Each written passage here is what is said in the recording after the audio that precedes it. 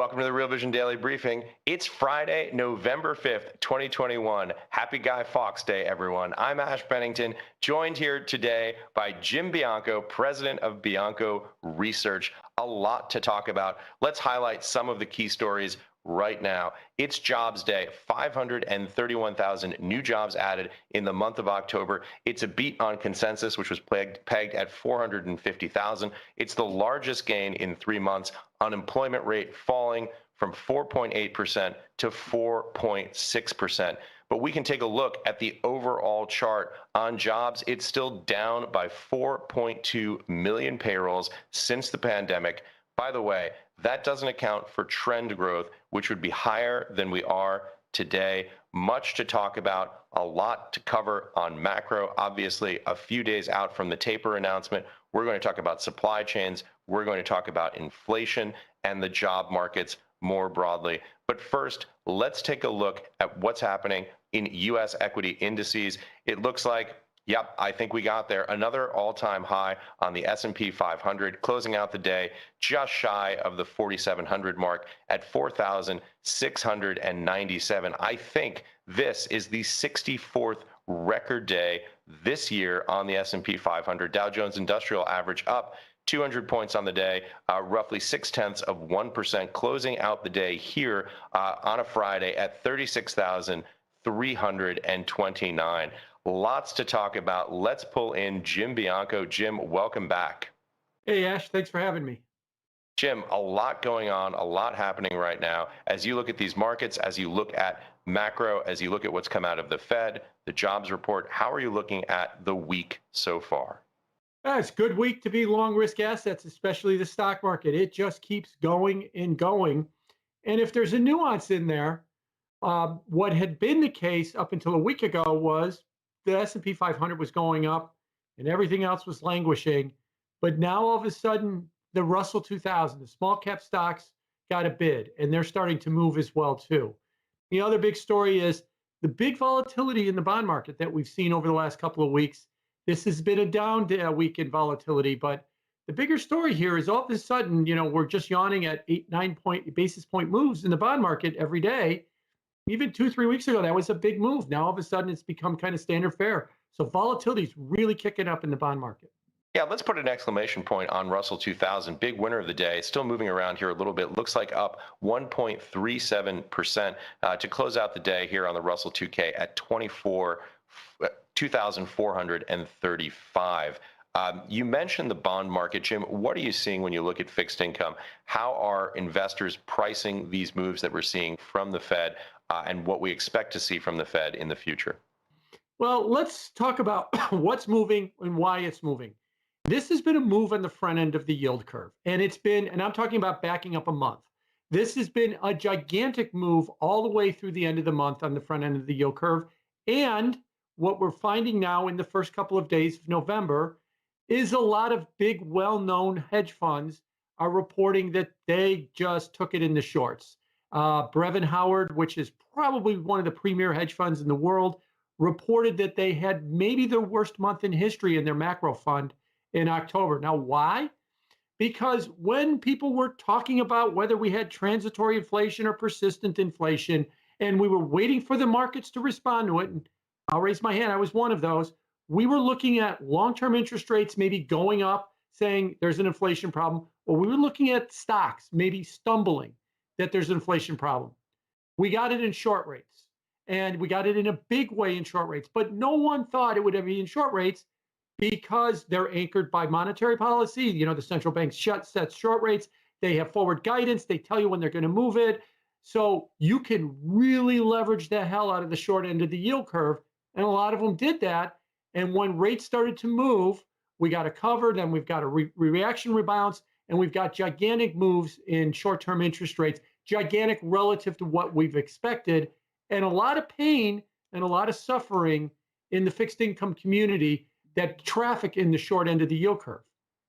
Yeah, and let's put some data points around that for people who don't follow fixed income markets as closely as you do, Jim. If we roll the camera back to June, we were looking at on the 2-year note, we were looking at it looks like about zero. It's about 15 basis points. Here we are at the end of the week, closing out at about 40 basis points. This is a massive move over the last 5 months. I think we got as high as 50 bips or 0.5% on the 2-year. Obviously, you've got the front end of the curve rising to meet the belly. We saw some compression on the 2s10 spreads. These are huge numbers, big moves for a market that has been pretty sleepy for a long time. Yeah, I'll even put you even finer point on. We were 21 basis points in the end of September. So we went from 15 to 21, June to September. Right. And by late last week, intraday, the 2-year note traded 55 basis points. This is for that instrument is a massive move. And if you look at what's happened with the Canadian 2-year or the Australian 2-year or the New Zealand 2-year, some of the 2-year notes that we've seen, the moves we've seen in Europe, those have been equally massive moves. And again, why? Because everybody can leverage those. If they're yielding 20 basis points or 30 basis points and repo is 5, I could borrow billions of dollars at 5 basis points. I could buy something that yields 20 basis points, pocket the difference without putting up any money, except if prices move against me and I get a margin call. And so that's what I think the pain has come. And no one thought there'd be a margin call because the Fed is not going to move rates. And they promised not to move rates for months and months. Yet it all kind of came unraveled. So for those of us, I'll raise my hand, said, watch the bond market. Yields are going to go up and it's going to signal persistent inflation problems. I was looking for it on the long end of the curve. It came on the short end of the curve is what it did in the last month or so. And I think the drop in yields that you've seen this week is a reaction to positioning right now, that the positioning was so hard one way. And now that we've kind of covered it out, we're getting a snapback. We'll see where we go from here. But I would say the trend is still higher on interest rates, especially on the short end of the curve. Yeah, first slowly, then all at once. Very well said, very well framed. For a little bit of context, to dial the camera back here, dial out the zoom. For people who aren't following this as closely as you are, again, Jim, let's talk about the taper that we heard from the Fed on Wednesday, currently underway. That's scaling back $120 billion in new purchases per month. That's $80 billion in treasuries, $40 billion in MBS agency debt. The tapering back $15 billion per month in November and December. That's a pace that could end the new buying of Treasury securities by June of 2022. Yeah, I think that what you described was exactly what everybody expected. The nuance that maybe was a little bit of a surprise was the Fed only announced that they're going to taper in November and December. Right. So at the December 15th meeting, they have to decide what to do in January and February. Most likely they'll just announce more 15 billion unless something changes between now and the meeting on the 15th of December. But what they've shown was an uber flexibility that they're going to go like 1 month at a time in order to taper. And if circumstances change, inflation heats up, or the economy slows down, they can speed it up, slow it down, reverse it, whatever they need to do along the way. This is a far cry from 2018, where Powell got himself in trouble with the market when they were going to reduce the balance sheet. He announced a reduction of 60 billion a month for a year and said it was on automatic pilot, suggesting nothing would change that. And the market did not like that at all. And 2 weeks later, we got the Powell pivot when he said he'd be patient and flexible. Now he's gonna be flexible with this kind of policy that we've got. Well, that's exactly right. You talk about uber flexibility. I guess another way of saying that might be wiggle room. They've only committed now to 30 billion, and then it allows them to be in a position where in January they can say, hey, we didn't commit if there are changes on the ground where you see labor markets looking problematic. And these really are the two key points. I want to pull up a couple of charts here just to show visually what we're talking about here. First, let's take a look at the total consolidated balance sheet of the Fed so you can get a certain sense of just how small the withdrawal of ultra-accommodative monetary policy is right now. So you've got this massive balance sheet already at around $8.5 trillion. We're talking about pulling back here a total of 30 billion in 2 months in additional purchases. I was kidding around with Tony Greer the other day, and I said, this is like, Tony, you lend me $100,000 for a down payment on a house, and then you say to me, Ash, we're tapering. I'm getting really tough. I'm only going to lend you $800 a month to service the debt instead of the $1,000 I've been lending you for the last 5 years. This is a relatively small move in terms of tapering back the balance sheet where they are today. And the second chart I would love to take a look at and to get your commentary on, Jim, is the chart that you tweeted out earlier talking about the tracking of restoration of jobs since the lockdown. So you can see that we are still more than 4 million jobs below where we were at the beginning of the crisis. This gives a sense of the magnitude of the challenge and how the Fed is caught between a rock and a hard place with inflation and jobs. Jump in, Jim. Explain a little bit about what we're seeing here on this chart.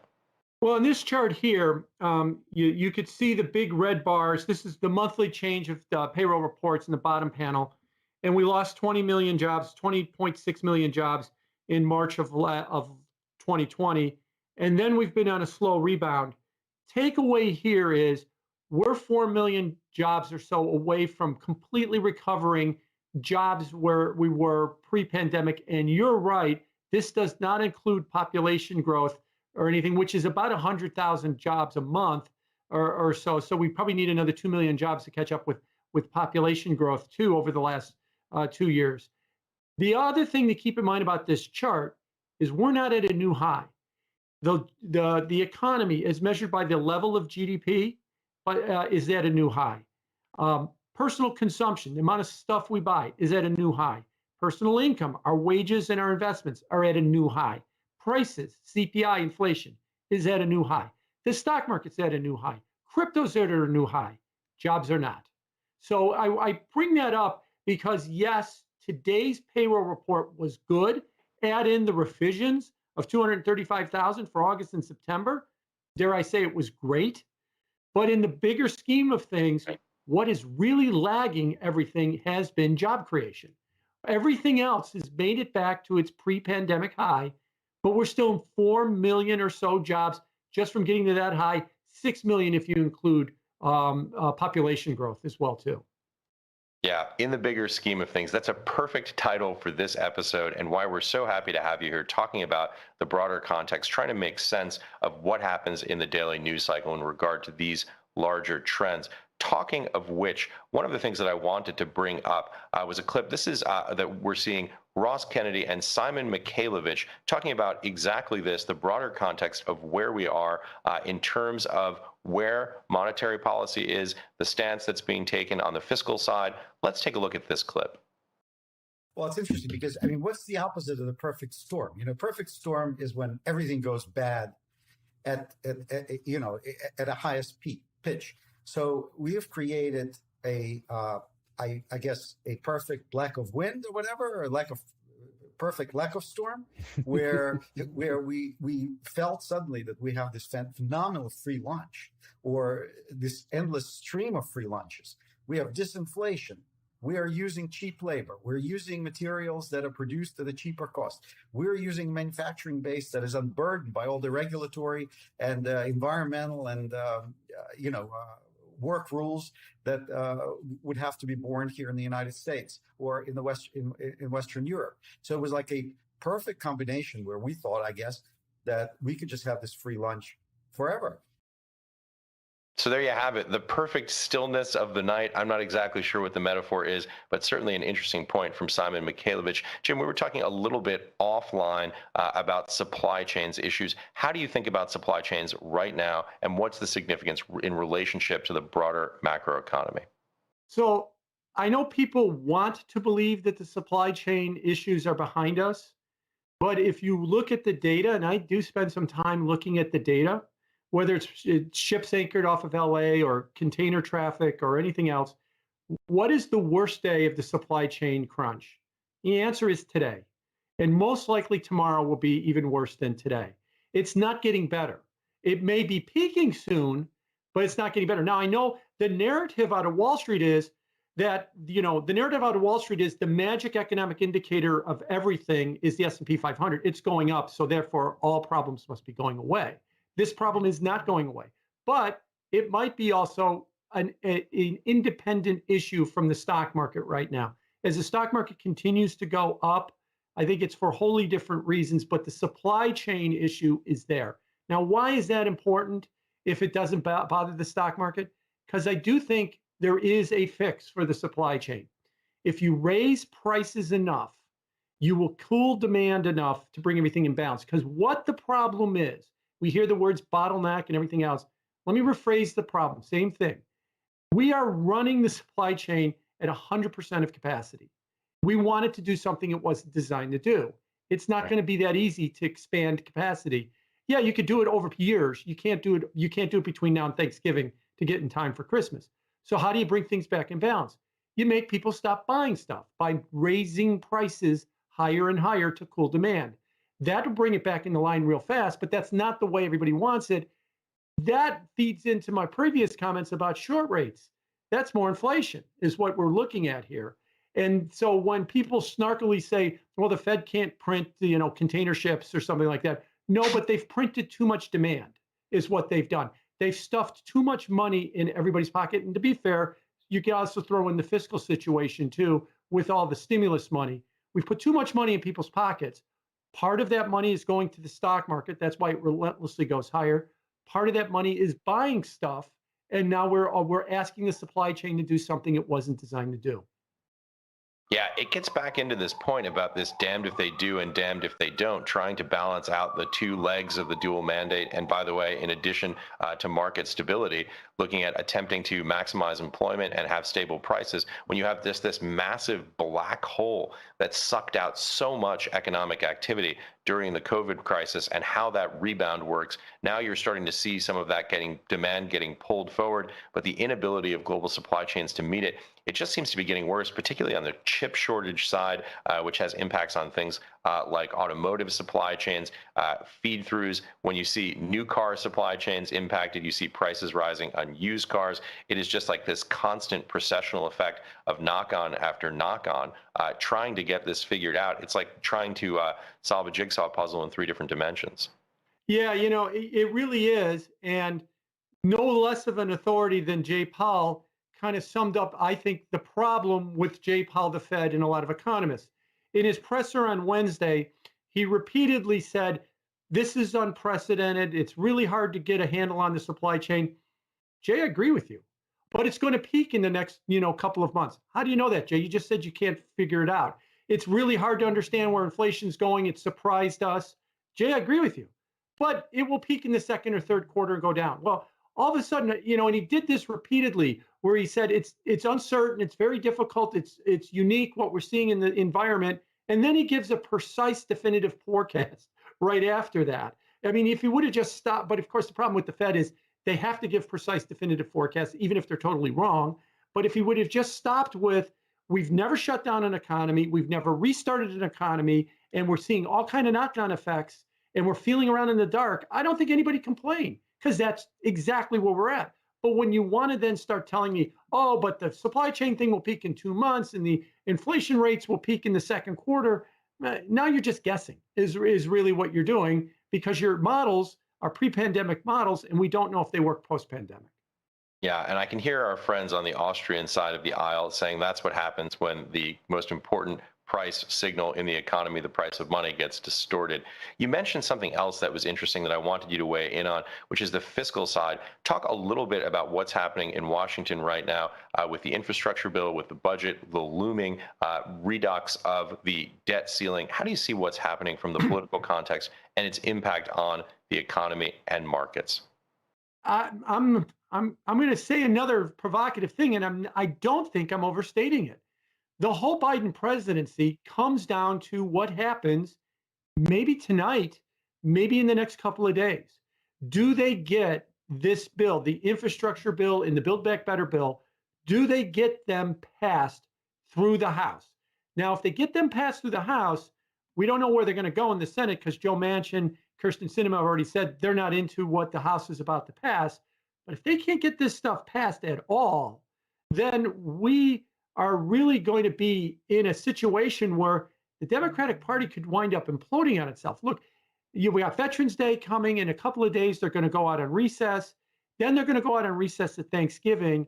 And the reason this is important is December 3rd is still the date that has been thrown out there. It's largely made up date, but they're still using December 3rd as the date for the debt ceiling. That has to get raised, full stop. You cannot ignore that. You can crash and burn with your spending bills, you can crash and burn with your infrastructure bills, but you cannot ignore the debt ceiling bill or the budget, because the temporary continuing resolution ends on December 3rd too, and you'd have a government shutdown because you wouldn't have a budget in place.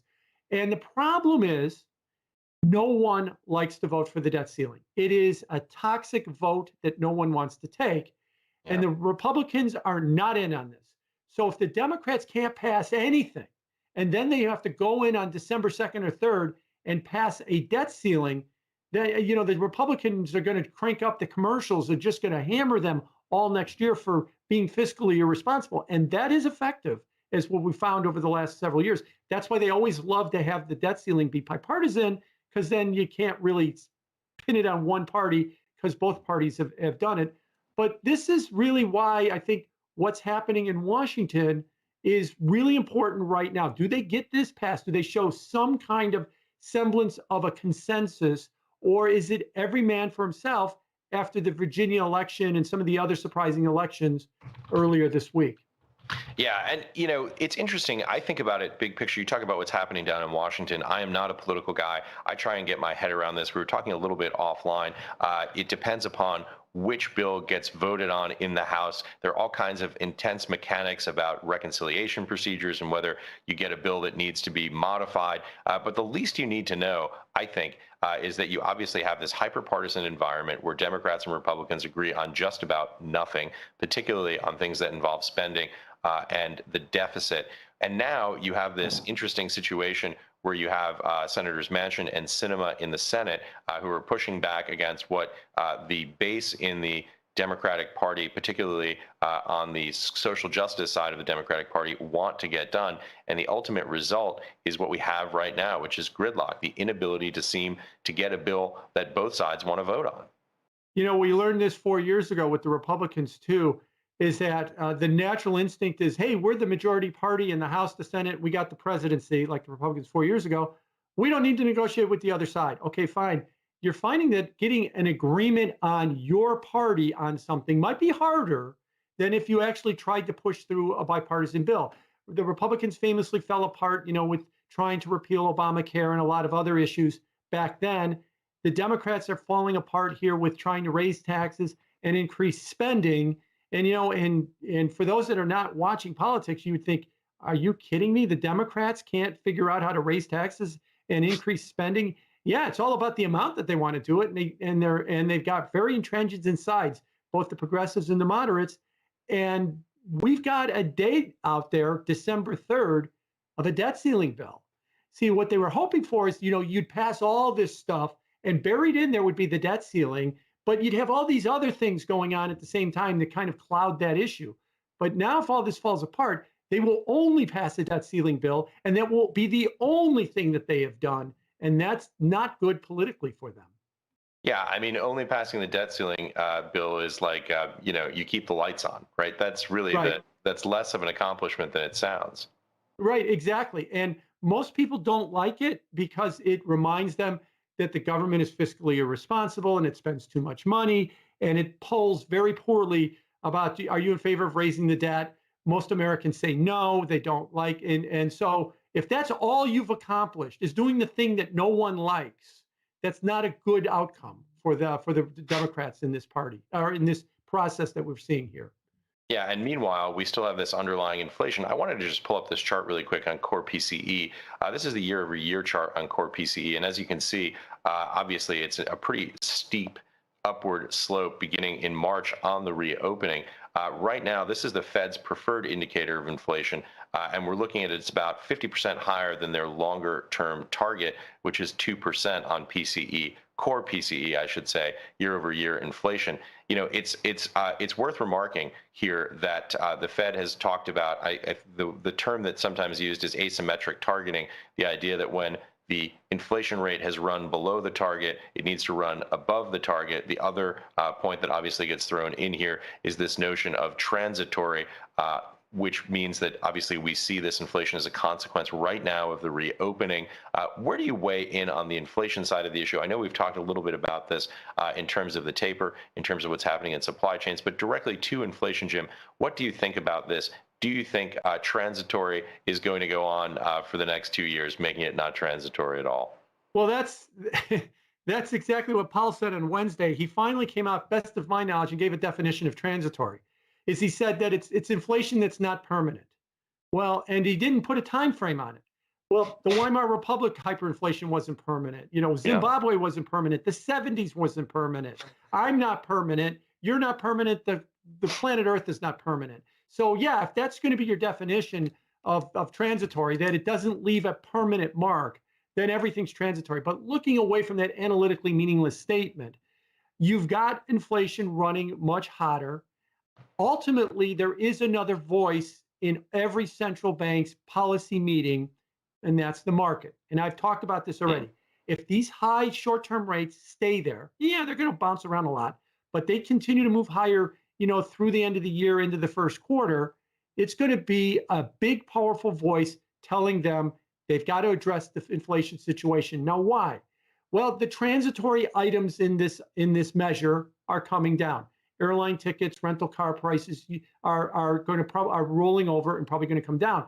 But the more permanent things, wages, owner's equivalent rent, or the broader shelter index of measures of inflation, that's set to move higher into the middle of the year.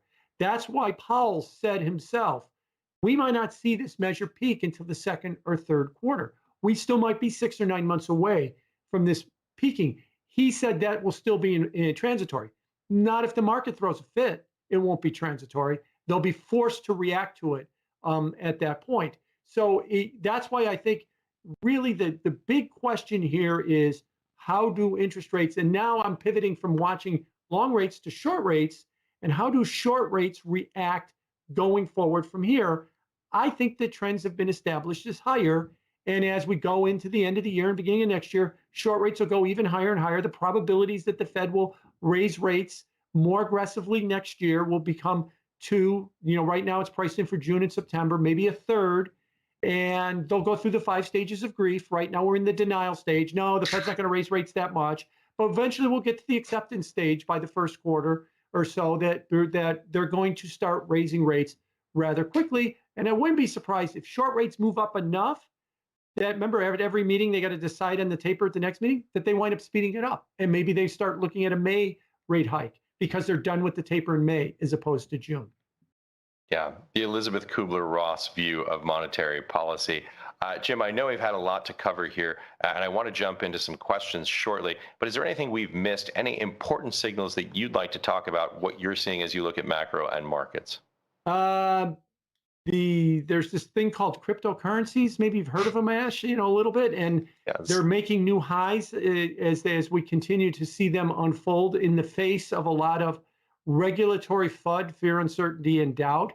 I think what we're seeing in those markets has been very bullish, and I think that a lot of where we're going to go from here is going to be very good. We had a stable coin. We had a stable coin report at the beginning of the week.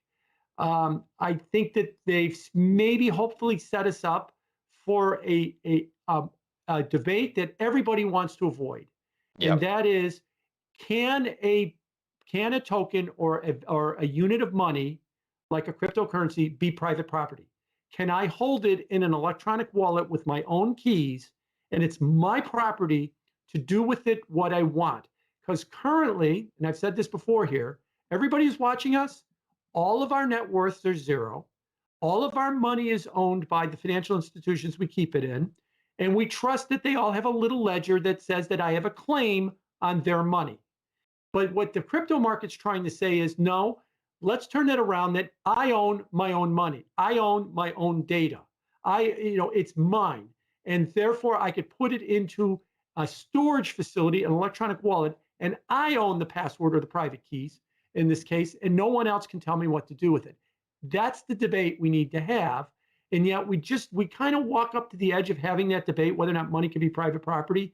And then we kind of get sucked into whether or not stablecoin issuers should be a bank or have a banking license. Well, that's all that is about is can somebody privately issue money, or does it always have to be some kind of entity of the federal government or the central bank? Jim, are those lasers I see coming out of your eyes? Yeah. And, they're on my Twitter account too, but they're blue. They're blue lasers. They're not red, and so blue more Ethereum, red being Bitcoin.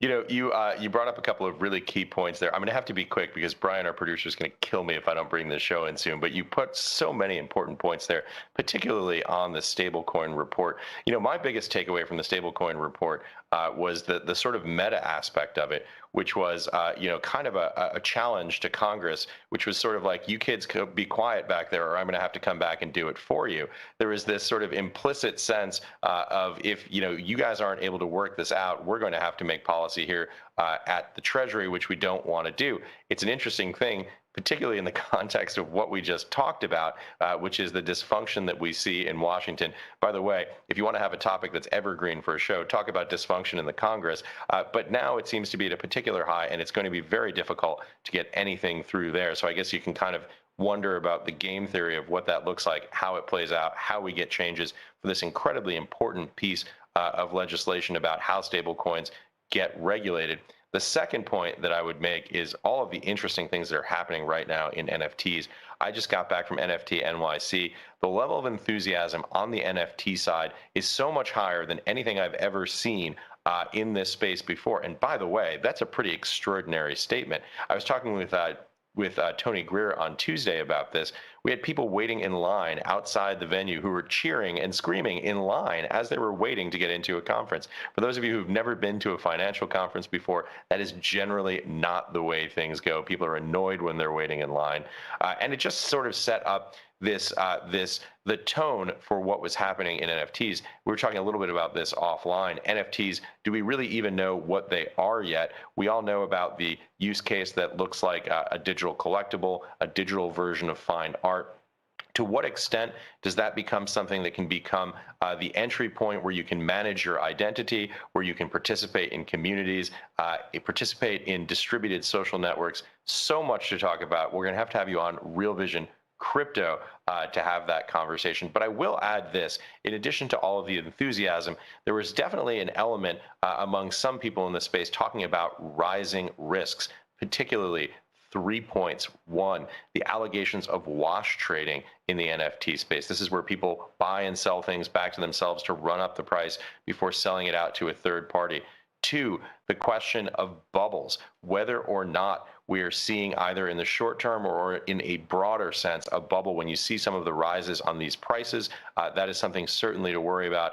And finally, a third point, something that I heard and that I've been sort of processing is this incredible renaissance in the development that's happening in the NFT space. Now, you may say on the surface that sounds like a good thing, but I have to tell you, Jim, a lot of what I was hearing about what was happening in the NFT space sounded like it might be encroaching on territory that was either A, securities, or B, regulated financial services, things like borrowing and lending on these platforms, NFTs spawning other NFTs, which sure looks and sounds a lot like in specie payment that we see, for example, on the fixed income side. So a lot of questions there. I wish we could talk about this for hours. We're going to have you back on Real Vision Crypto. I want to get at least one question in from viewers because there are a number of them here that are really good.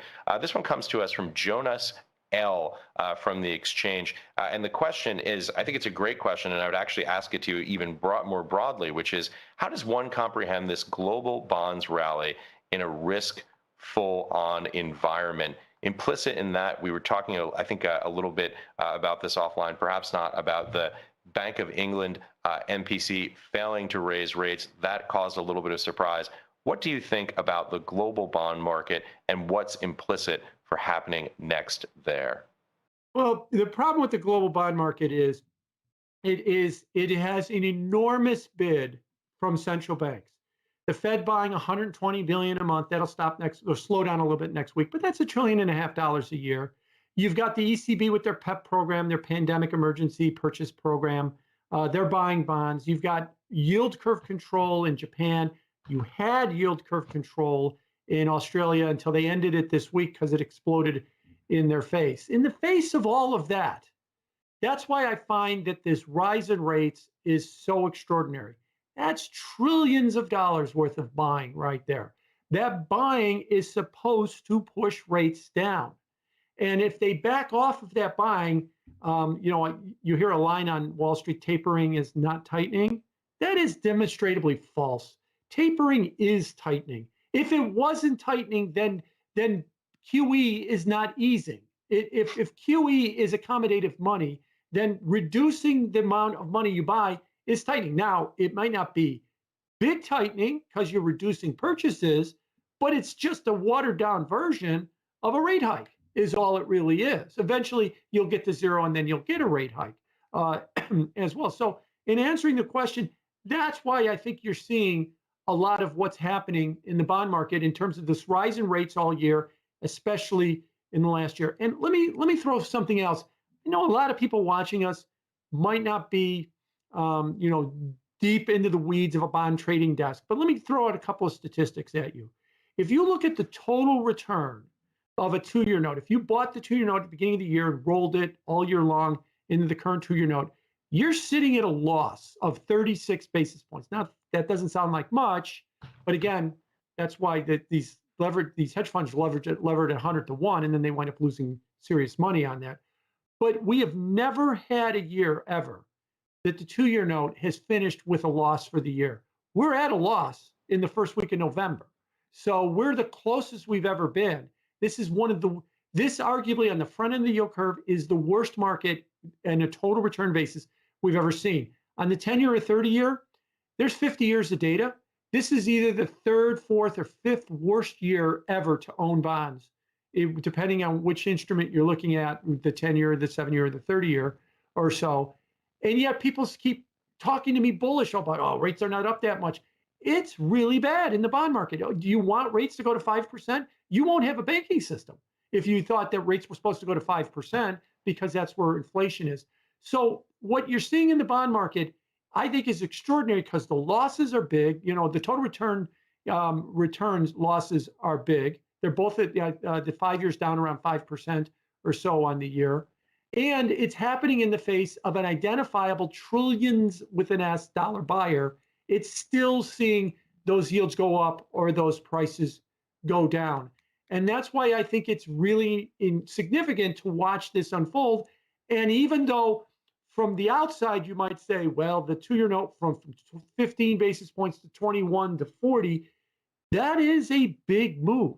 It doesn't sound like a big move if you're punting around a Tesla stock, but that is a big move for that market. Yeah, particularly if you're leveraged. Jim, magnificent show. Great to have you on. Always love hearing your analysis. We're going to have you back on Real Vision Crypto and on Real Vision to talk more about some of these issues. Thank you so much for joining us. Thank you. Thanks again for watching the Real Vision Daily Briefing. See you Monday. And until then, the conversation continues on Real Vision's Exchange. Have a good weekend, everyone.